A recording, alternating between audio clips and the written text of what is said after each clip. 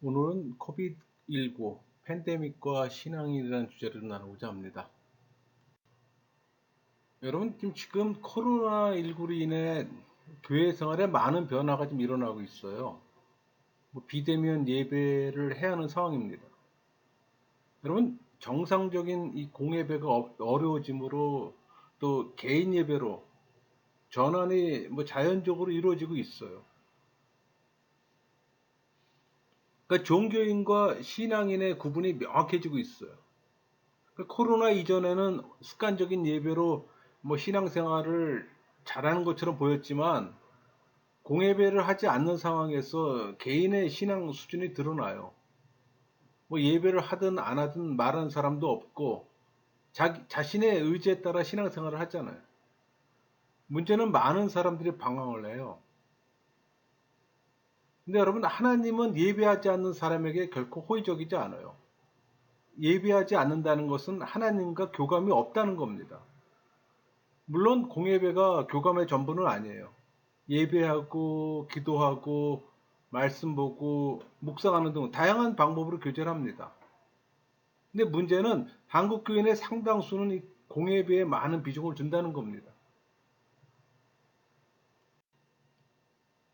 여러분, 삶의 진정한 의미를 깨달으려면 하나님에 대해서 알아야 합니다. 하나님에 대해 알고자 한다면 또 성경을 깊이 연구해야 하고 또 성경이 우리 삶에 무엇을 말하는지 깨달을 때 비로소 하나님이 주시는 메시지가 종교심을 뛰어넘어요.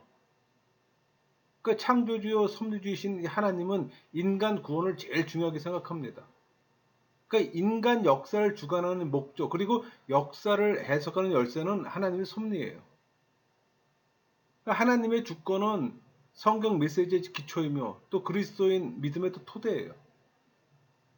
그 토대 위에서 또 경건해지며 또 그리스도를 닮아가는 겁니다. 이것을 깨달으면 현재의 고난이 우리를 위한 하나님의 계획임을 또 이해할 수가 있어요. 그 이해를 기반으로 또 모든 것을 하나님을 위하고 높이는 수단으로 이용하는 것이 또 하나님의 영광이잖아요. 우리는 은혜의 방편으로 하나님께 영광을 돌려야 합니다. 또 그렇게 돌리고 있고. 그러니까 예배와 찬양으로 영광을 돌려요. 또 말씀을 믿고 순종함으로도 영광을 돌리고 또 기도하며 약속을 신뢰함으로도 영광을 돌리죠. 또 성찬식에서 하나님의 임재를 경험하고 또 그리스도를 주로 고백함으로도 영광을 돌립니다. 그러니까 일상생활에서 이 성도 간의 교제로 또 하나님을 드러내므로 또 영광을 돌리고 그러니까 팬데믹으로 공예배가 없다 해도 하나님과 교제는 다양해요. 이제 여러분 그 훈련을 하셔야 합니다. 과거처럼 공예배가 없다 할지라도 하나님을 마음껏 예배하는 연습을 하세요. 여러분 기복을 추구하는 종교인 집단에 목매이지 마세요. 코로나로 인해 많은 종교인들은 교회를 떠날 겁니다. 인정하고 싶지 않지만 현대 교회 상당수는 종교인 집단이에요. 여러분 코로나 시대는 많은 변화가 일어나요. 여행이나 먹거리, 스포츠, 레저 산업 등 변화가 일어납니다. 근데 여러분 생각해 보면 현재 상황이 나쁘다고만 말할 수는 없어요. 개인의 영성을 위한 환경이 좀 열리고 있어요. 물론 목회자들과 종교인에게는 치명적이지만 신앙인들은 개인 영성을 위한 또 새로운 환경일 수도 있어요. 문제는 그 환경에 익숙하지 않고 훈련되지 않아서 그 환경을 활용 못할 뿐입니다. 요새 인터넷을 통해 좋은 말씀, 좋은 강의를 입맛대로 보고 들을 수 있잖아요. 개인 예배, 개인 기도 시간이 많아졌어요. 또 환경에 맞춰 살아가는 게 인간의 삶이잖아요. 여러분 교회사를 보면 다양한 환경 속에서 신앙생활을 했어요. 로마 시대는 또 카타콤에서 숨어서 예배했고 또 흑사병이 유행할 때는 모이지 못한 시대도 있었잖아요. 그러나 우리 선진들은 신앙을 지켜왔습니다. 우리에게는 백신이라도 있잖아요. 여러분 종교인 집단에서 종교 활동을 해도 진정 하나님은 기쁘시지 않아요.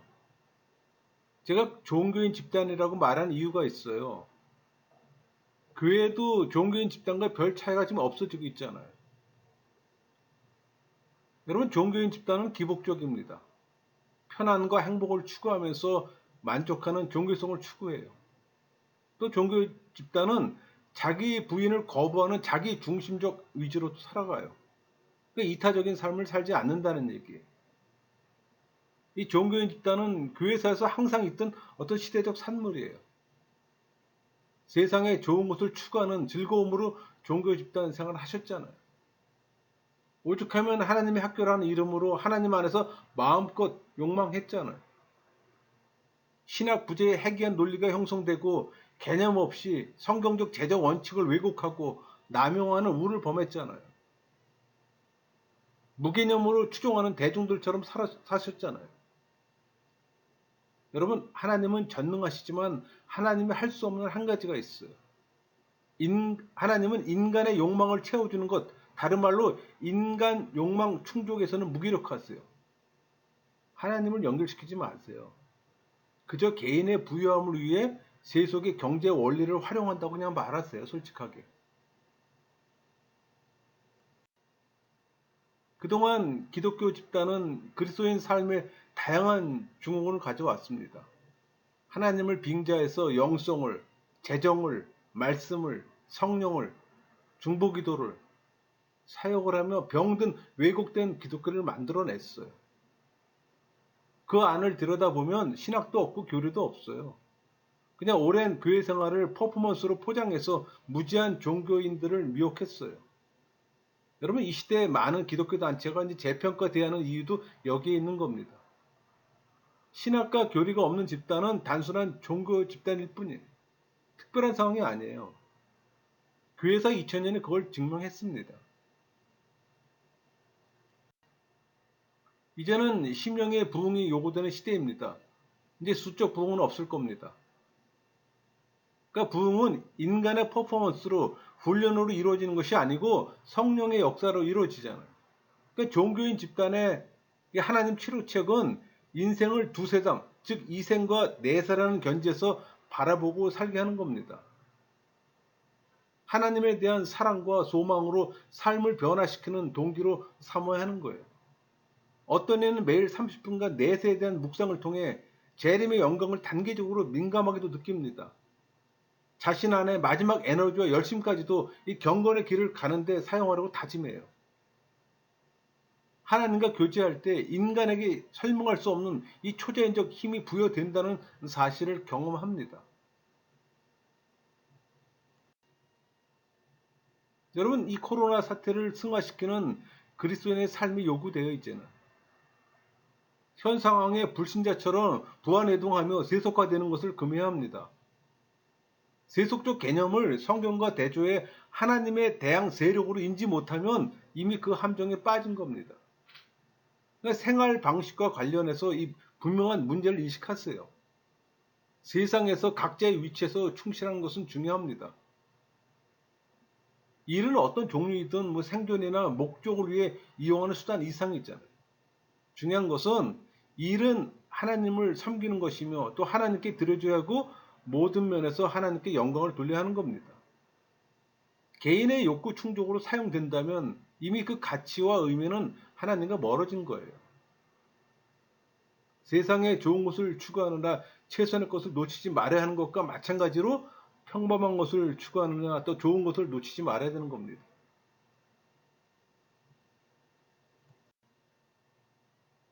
여러분, 그리스도인의 의사결정에 있어서 하나님의 뜻을 알려고 애쓸 때 생각과 지혜의 중요성을 인지 못하는 교회의 현실이에요. 그동안 교회에서 답을 얻는다고 생각했다면 이제는 스스로 답을 얻어야 합니다. 좋은 기회잖아요. 또 자기 교회를 또 평가해 보세요. 사람들은 당면한 문제에 대해 어떤 지혜에 근거한 판단을 내리기보다는 더 직접적인 하나님 인도 방식을 또 바래요. 왜 그럴까요? 세속 문화의 반지성적이고 감정지향적이며 단기적인 어떤 사고방식에 익숙해서 그럽니다. 또 하나님에 대한 바른 이해함이 없어요. 또 중대한 결정을 내려야 할 때마다 하나님의 어떤 특별한 지시를 받을 수 있다고 또 멋대로 상상합니다. 사실 이런 상상은 어린애와 같은 믿음으로 아주 유치한 이기주의의 반영이에요.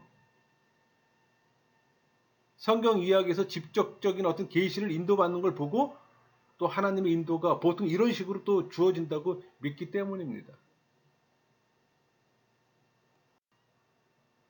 여러분, 하나님의 인도함을 받고 싶으세요? 여러분의 문제를 성경적으로 접근하면 문제를 다 피할 수가 있어요. 여러분, 내가 신앙인으로 현재 할 수 있는 것이 무엇인가? 한번 질문을 던져보세요. 스스로에게. 그리고 또 성경의 지시를 살펴보세요. 특히 잠언과 야고보서를 읽어보세요. 성경에 나오는 경건함의 어떤 본을 따르세요. 성경에는 경건함을 이야기하는 것이 많잖아요. 중요한 것은 지식으로 끝나지 말고 실행해야 한다는 겁니다. 지혜가 최선의 행동 방향으로 행동할 수 있도록 판단하세요. 그리고 하나님이 여러분에게 보내시는 그 신호를 유의하세요. 신호받을 마음을 갖고 있어야 하는 겁니다. 또 여러분의 환경이 가진 한계를 또 관찰해 보세요. 모두에게 동일하게 적용할 수는 없잖아요. 개인차가 있잖아요. 그리고 결정을 내릴 만한 적절한 때가 될 때까지 또 하나님이 인도를 보류할 수 있음도 각오하셔야 합니다. 또 하나님은 여러분이 좋아하지 않는 어떤 것을 하라고 지시하고는 또 그것을 좋아하도록 가르칠 수도 있어요. 설사 부적당한 결정을 내렸더라도 그것이 끝이 아니라는 사실을 절대로 잊지 마시고.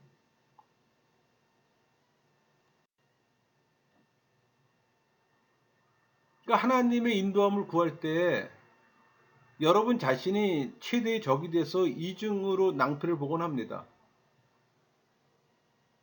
흔히 그 성령의 내적 음성을 듣는다고 성경 구조를 통해 인도를 받으려는 사람들은 이런 오해 마법에 걸려요. 그러니까 하나님께서 나에게 이렇게 말씀하셨어 라고 말할 수 있는 어떤 특정한 경험이 하나도 없으면 아직 인도를 받지 않았다고 말합니다. 또 어떤 충동이 마음을 압박하면 그것을 내가 받은 인도라고 착각해요. 그래서 그것과 다르게 말하는 사람들의 말은 다 무시해버립니다. 여러분, 하나님은 어떻게 인도하실까요? 가르침으로 인도하세요. 이 가르침이라는 교훈을 얘기하는 겁니다. 그분은 어떻게 가르치실까요? 환경을 조성하시거나 성경 말씀을 이해하고 그 상황에 적용하는 지혜를 주심으로 교훈하시는 거예요. 하나님은 보통 섭리와 교훈을 통해서 인도하세요. 하나님의 인도는 날마다 주어진 상황에서 우리에게 열려진 최선의 과정을 결정하기 위해 여러 가지 대안을 심사숙고하는 겁니다. 거룩하신 하나님이 우리도 거룩하도록 부르신다는 이것이 성경적 인도의 정수예요. 여러분, 성경 말씀이 중요한 이유이기도 합니다. 오늘날 우리 삶에 무엇을 의미하는지를 성경을 통해서만 또 실제로 말씀을 통해서만 인도받을 수 있잖아요. 여러분, 하나님은 사람들이 기쁨을 누리도록 계획하셨어요. 하나님의 목적은 여전히 세상을 향해 기쁨을 주는 겁니다.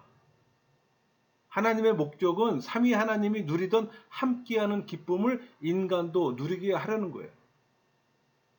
그러니까 우리는 삼위 하나님 사랑 안에서 충만한 기쁨을 발견합니다. 하지만 자기 숭배나 불신 등의 죄는 우리를 또 하나님의 기쁨에서 분리시켜요. 한번 스스로 자문해 보세요. 기쁨이 내 삶의 중심이며 나는 끊임없이 기뻐하고 있는가? 여러분, 기쁨은 만족스러운 삶의 핵심이잖아요. 세상이 주는 기쁨이 아니라 하나님이 주시는 평강이, 그 샬롬이 그리스도인이 누려야 할 축복이에요. 그것은 또한 믿을 수 있는 진정한 기독교, 그러니까 하나님을 영화롭게 하고 세상을 흔들어 놓는 기독교의 핵심입니다. 그러니까 역사 속에서 핍박이 있었을 때 압력을 받으면서도 강한 모습을 보이는 것은 언제나 기쁨에 찬 그리스도인들입니다. 여러분, 코로나 사태 속에서 낙심하기를 거부하고 끈질기게 참은 사람들도 기쁨에 찬 그리스도인들입니다. 그리고 주 안에서 강하게 되기를 원한다면 기쁨을 연구해야 합니다. 왜? 그 기쁨은 평강이기 때문에. 사실 기쁨과 기뻐하라는 이 단어는 빌립보서의 핵심이에요. 빌립보에서 바울이 기뻐하는 상황은 바울이 감옥 밖에 있는 사람들의 적대감을 또 경험케 하는 상황이기도 합니다. 바울은 자기 비하를 거부했어요.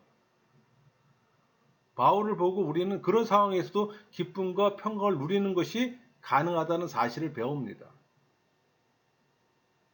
우리는 다른 사람들이 원하는 대로 반응할 필요는 없어요. 지금 깨닫는 것보다 더 우리는 무엇을 생각할 것인지 그 선택할 수가 있는 겁니다. 그러니까 기쁨을 주는 이 사실에 마음을 집중시킨다면 우리를 불행에 빠뜨리려는 이 사람들에게 민감하게 반응하지 않아요. 사도 바울이 기뻐하는 상황은 더 놀라워요. 그것은 순결지도 모른다고 생각하면서 느끼는 기쁨이잖아요. 그는 자기 죽음으로 제자들이 하나님께 자신들의 삶을 들은 일이 시작하고 완성한다면 기뻐할 것이라고 말했어요. 그러니까 기쁨의 능력은 삶도 죽음도 당당하게 직면한다고 말합니다. 우리도 그렇게 할 수 있을까요? 한번 상고해 보는 겁니다. 여러분, 하나님의 목적은 선택한 자들이 성육신하신 예수 그리스도처럼 변화되는 겁니다. 그러니까 기쁨의 능력은 가치 있는 것을 소유하는 거예요. 우리 빌립보 3장에서 사도 바울이 자신이 소유한 하나님께로부터 난 의의 값어치를 찬양하잖아요. 기쁨의 능력은 보물을 주는 겁니다. 바울이 그랬던 것처럼 이것을 깨닫고 의식적으로 마음을 다해 이 팬데믹 상황에서 바울처럼 그 안에서 기쁨을 발견해요. 여러분, 종교인 집단에서는 성화를 소홀히 합니다. 그러니 하나님의 영광이 퇴색됐죠.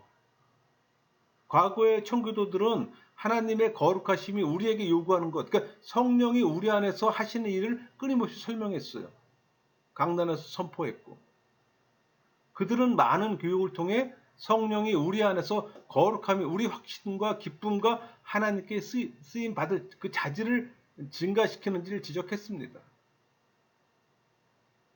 근데 거룩함에 대한 관심은 이제 없어졌어요. 왜 이런 슬픈 상황이 벌어졌을까요? 그것은 세속의 관심사와 정체성의 혼란, 또 진리의 반발이라는 요인에 근거합니다. 여러분, 신앙인에게 성화의 밑그림은 예수 그리스도를 통한 이신칭입니다. 성화의 바탕은 그리스도 죽음과 부활 안에서 그분과 연합하는 거잖아요. 문제는 이해는 되는데 체득하지 못하고 있다는 겁니다. 성화를 이루는 주체는 성령으로, 성령은 은혜를 수시로 베풀어 또 하나님 관계 안에서 행하게 해요. 그러니까 성화의 형태는 우리 안의 지혜의 경향성과 싸움이에요. 경건함의 기준은 하나님의 율법이고. 그렇다면 성화에 대해 성경은 어떻게 말할까요? 성경은 성화의 본질이 성령의 역사임을 복음을 통해 보여주고 성경은 성화의 기준을 수없이 보여줍니다. 성경은 우리에게 경건의 필요성을 가르치고 그 필요성은 성경에 계시된 구원을 확신하는 조건에서도 알 수가 있는 거예요.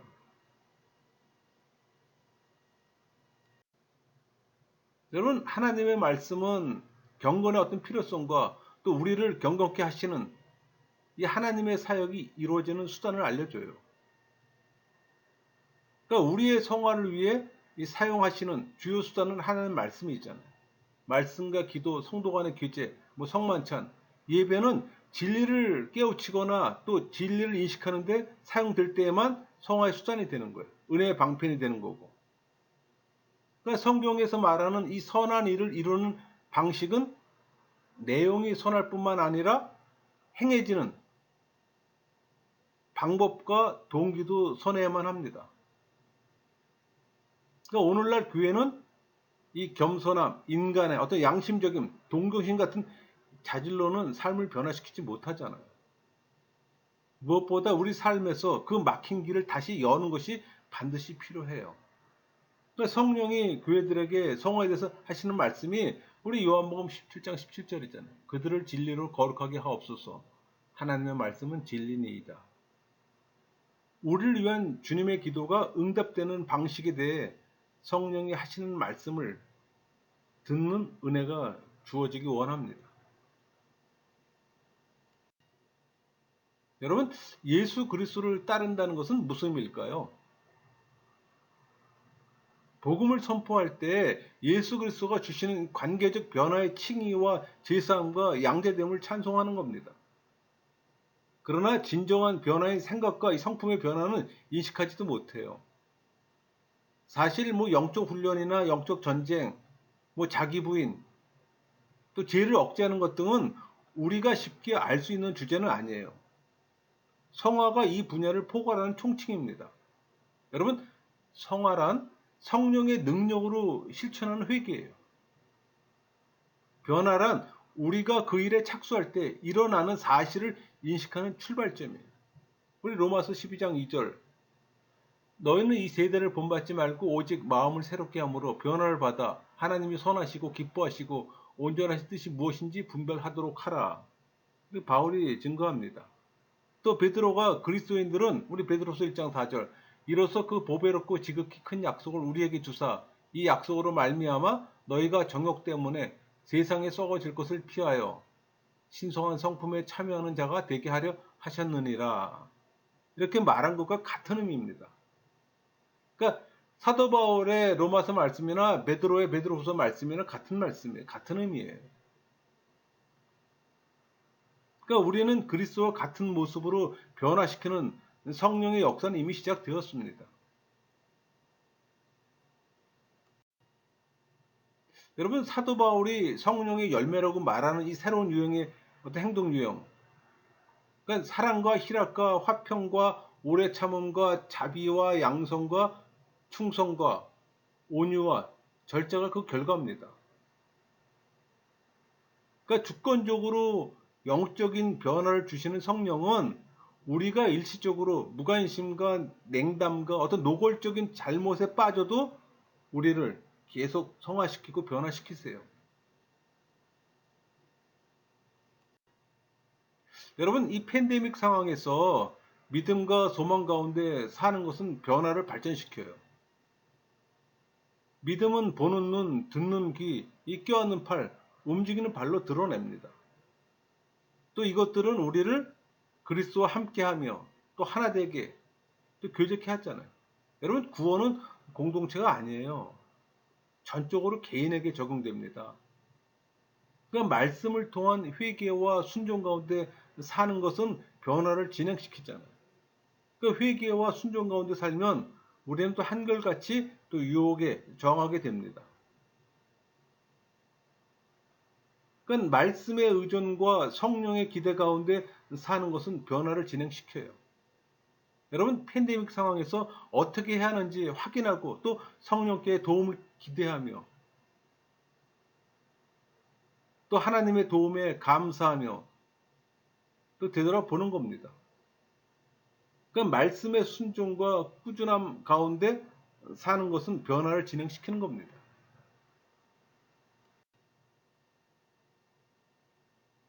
여러분, 팬데믹의 이 고통과 슬픔의 경험을 하나님이 주시는 것으로 받아들일 때 우리는 이전보다 더 예수님을 닮아갈 겁니다. 그러니까 찬송과 헌신 가운데 사는 것은 변화를 진행시켜요. 모든 참된 헌신의 중심은 찬송입니다. 그러니까 말씀 연구와 기도의 삶을 사는 건 역시 변화를 진행시켜요. 어떤 활동을 하든 이타적인 어떤 선을 추구해 사랑의 근육을 강화시키는 것이 또 헌신된 삶이잖아요. 또 그 길을 가도록 예수 그리스도가 성령으로 또 우리를 자극하고 그 길을 따라 행하는 것이 옳다고 확증시키시면 우리는 진보하고 있는 겁니다. 여러분, 팬데믹 상황에서 공예회가 줄어들고 없어졌다고 해서 영적 방황하지 마세요. 위기는 기회라고 하잖아요. 영적 성장의 기회로 만드세요. 여러분이 신앙인이라면 그렇게 할 수 있습니다. 여러분, 구원은 개인적인 거예요. 구원은 더불어 함께 받는 게 아니에요. 상황이 어떠하든 상황에 맞춰 신앙이 성장할 수 있는 기회를 만드는 것이 신앙인의 지혜로운 삶입니다. 여러분 모두가 그런 지혜로운 삶 살기를 소망합니다. 말씀을 마치겠습니다.